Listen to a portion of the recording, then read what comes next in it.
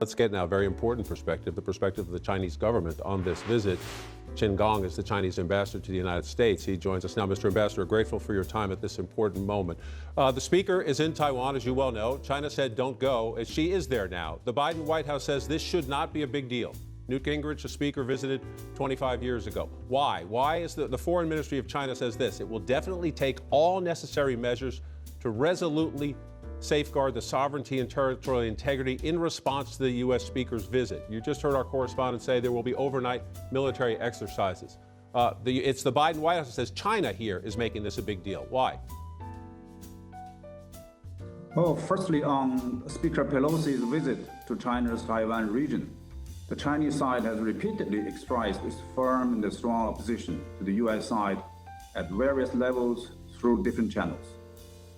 The Speaker's visit is a major event upgrading the substantive relations between the U.S. and Taiwan, and sends a very wrong signal to Taiwan independent separatist forces.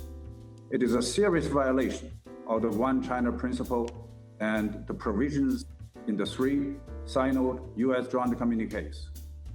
She was a serious blow. Sir, I don't want to. Foundation.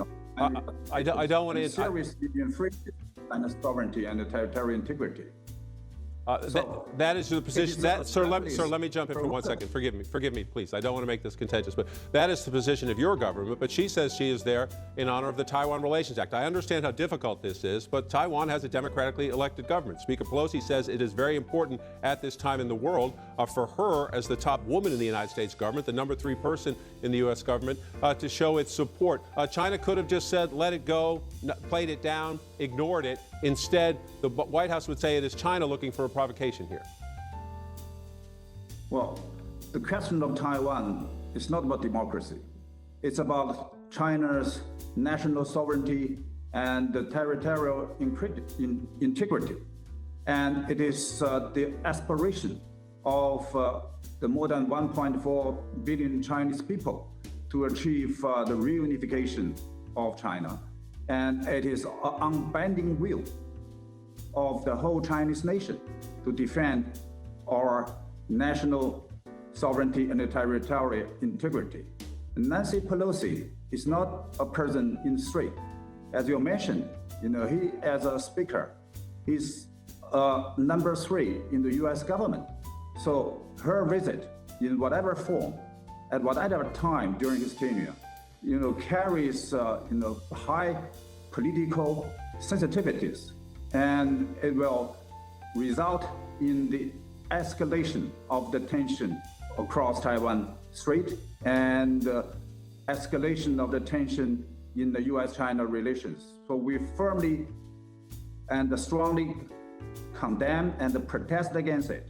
And you mentioned that this is not the first time of the speaker's visit to to Taiwan. Let me say this: 25 years ago, Speaker Gingrich visited Taiwan. It was completely wrong. The Chinese side was firmly opposed to it from the start.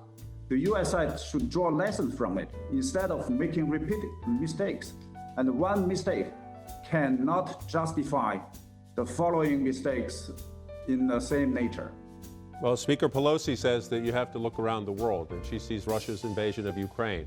She sees China violating its agreement with Hong Kong about the one government, two systems. And she says, therefore, it is extra more important at this point for the United States to publicly make clear it stands with the people of Taiwan and its democratically elected government. Your government objects. You just condemned it. What will it do about it is the big question. Are these military exercises designed to frighten Taiwan? Will there be a break in relations, any sanctions? And what would happen in the U.S.-Chinese relationship? Well, people should not confuse the question of Taiwan with the Ukrainian conflict. And on the question of Taiwan, it concerns China's core interest. And some people here in the United States, on the issue of Ukraine, they emphasized national sovereignty and territorial integrity. But why they do whatever they want to damage China's core interest, infringe China's national sovereignty, territorial integrity. This is a play of a double standards. So we firmly reject that. And China has every right to defend its sovereignty and territorial integrity. We are fully justified to do what we must. The current situation is created purely by the US side. So of course, it has to bear the responsibilities. People can have different opinions about who's responsible for the moment. We are at this moment. And as Will Ripley says, the Chinese government has announced these overnight military exercises. Again, that is a risk of a miscalculation and a provocation. Is it not? Is the government of China, President Xi Jinping, is he so determined to get Taiwan that if necessary, he will take it by force? Well, to achieve the reunification, as I said earlier, is the firm and the strong view of the whole Chinese nation. So China's sovereignty cannot be infringed, and the Chinese people cannot be humiliated, and the reunification of China cannot be stopped. We said repeatedly in recent time that the PLA will not stay idle. And the duty of PLA, the China's military, is to defend China's sovereignty, territorial integrity. Mr. Ambassador. So we will take whatever we can to respond and to protect, to safeguard our sovereignty, territorial integrity. And our response will be very firm, strong, and forceful. Full, strong, and forceful. Those are strong words, Mr. Ambassador. I'm grateful for your time today. We will watch how this plays out, and I hope you can stay in touch with us in the days ahead as this plays out. I appreciate your time today, sir. There's obviously a disagreement about some things, but I appreciate your time. Thank you for having me. Thank you, sir. Joining our conversation now, Shihoko Goto. She's the Deputy Director of the Woodrow Wilson Center's Asia Program and the former Deputy Director of National Intelligence, Beth Sanner. Shihoko, let me start with you first. You heard the ambassador at the end. Very forceful language. The question is, will the government in Beijing back up strong words with strong actions? Well, we're already seeing some action. Before Speaker Pelosi's arrival, the President's Office of Taiwan came under cyber attack, and it became dysfunctional for about 20 minutes. We're already seeing this lineup of military aggression and provocation by the Chinese already.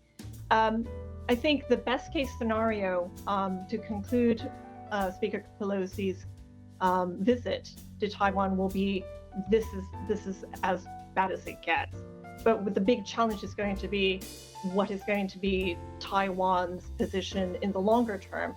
Will China continue to pressure Taiwan? And what will the United States do to ensure that Taiwan can actually withstand the longer-term coercion that China is expected to do? And so one of the questions, Beth Sanner, on the table is what now? The Biden White House initially opposed this trip by the speaker. They tried gently to dissuade her.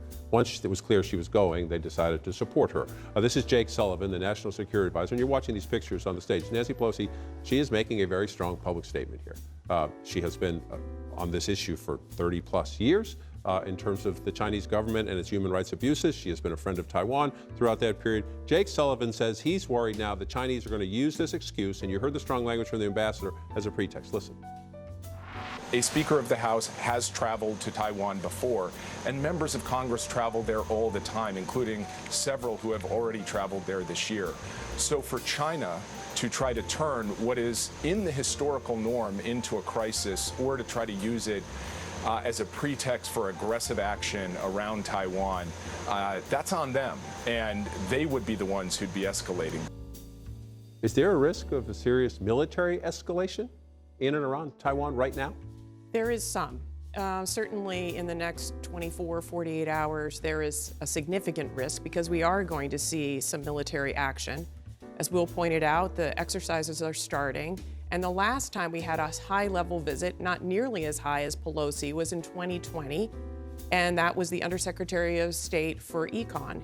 And when he went, the Chinese flew almost 40 planes across the median line, the line that is an invisible line between the island and the mainland. That was the first time that happened.